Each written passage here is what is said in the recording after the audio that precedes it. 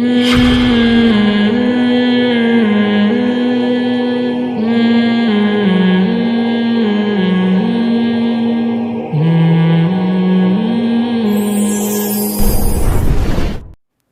مالک نے بسا اوقات حدیث ذکر کی موطا امام مالک میں، مگر فتویٰ اس کے خلاف دیا. خود ذکر کر رہے ہیں اور فتویٰ اس کے خلاف. کیوں کہہ رہے ہیں؟ مشاہدہ اس کے خلاف ہے. اب آپ امام مالک کو یہ کہو کہ نبی کا قول کیا ہے اور آپ فتویٰ اس کے خلاف دے رہے ہیں، تو ہم آپ کے فتوے کو نہیں مانیں گے بلکہ نبی کے قول کو مانیں گے. تو امام مالک اس کا جواب یہ دیں گے کہ میں جو کہہ رہا ہوں نا کہ مشاہدہ اس کے خلاف ہے، یہ مشاہدہ اس کی دلیل ہے کہ رسول اللہ صلی اللہ علیہ وسلم سے عملاً وہ زیادہ مضبوطی سے ثابت ہے. کیونکہ اگر نبی نے اس کے خلاف کیا ہوتا تو اہل مدینہ اتنی کثرت سے اس کے خلاف نہ کرتے. سمجھ رہے ہیں؟ کیونکہ وہ تو اہل مدینہ کے عمل کو دیکھ رہے ہیں نا کہ یہ سارے جو تابعین تبع تابعین کا دور ہے، یہ سارے گمراہی پر جمع کیسے ہو گئے. اسی وجہ سے میں یہ کہتا ہوں کہ یہ جو اہل حدیث حضرات موطا امام مالک کی حدیث پیش کرتے ہیں 8 رکعت تراویح والی جو امام مالک نقل کر رہے ہیں، اس کے میں نے جوابات دیے اپنے کلپ میں تفصیل سے. وہ تمام جوابات ایک طرف، لوگوں کے پاس ٹائم نہیں ہے لمبی بات سننے کا.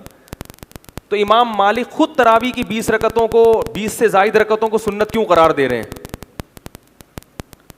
حالانکہ وہ تو خود حدیث نقل کر رہے ہیں 8 رکعت والی اور فتویٰ کیا دے رہے ہیں 20. کیوں کہہ رہے ہیں؟ جو حضرت عمر سے تواتر سے جو چیز چلی آ رہی ہے نا مدینہ میں، وہ کتنی ہے؟ وہ 20 ہے.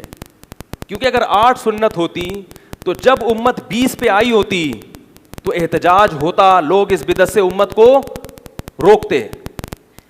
اس لیے یہ جو ایک پروپیگنڈا ہے اور ایک فتنہ پھیلایا جا رہا ہے کہ وہاں سے کوئی حدیث مل گئی، وہاں سے کوئی حدیث مل گئی، بس کل ما صح رسول اللہ صلی اللہ علیہ وسلم، جو بھی نبی سے صحیح حدیث ثابت ہوگی ہم اس پر عمل کریں گے. یہ فقہا کا اصول ہے ہی نہیں کہ جو بھی نبی سے ثابت ہو گیا حدیث میں ہم اس پر عمل کریں گے. حدیث کی 2 قسمیں ہیں، ایک قولی، ایک خبر واحد، اور ایک خبر متواتر جو سینہ بسینہ تواتر سے چلی آ رہی ہے.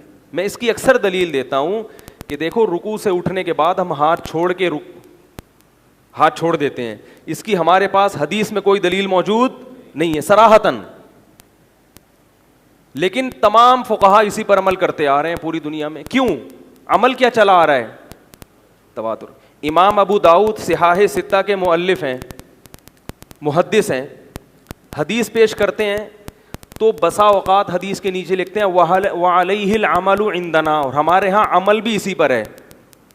کیا بتانے کے لیے کہ یہ حدیث بالکل صحیح ہے، کیونکہ پبلک بھی اسی پر عمل کرتی آ رہی ہے. اس کی علامت ہے کہ واقعی نبی نے ایسا کیا ہوگا. تو امت کے جو سینہ بسینہ عمل چلا آ رہا ہے اس کو کوئی پروٹوکول یہ لوگ نہیں دیتے. اور جو خبر واحد ہے، ایک شخص نے ایک سے، دوسرے نے دوسرے سے، اس نے تیسرے سے، اس کو اس سے زیادہ اہمیت دی جا رہی ہے. اس سے امت فقہا سے کیا ہو جائے گی؟ بدگمان.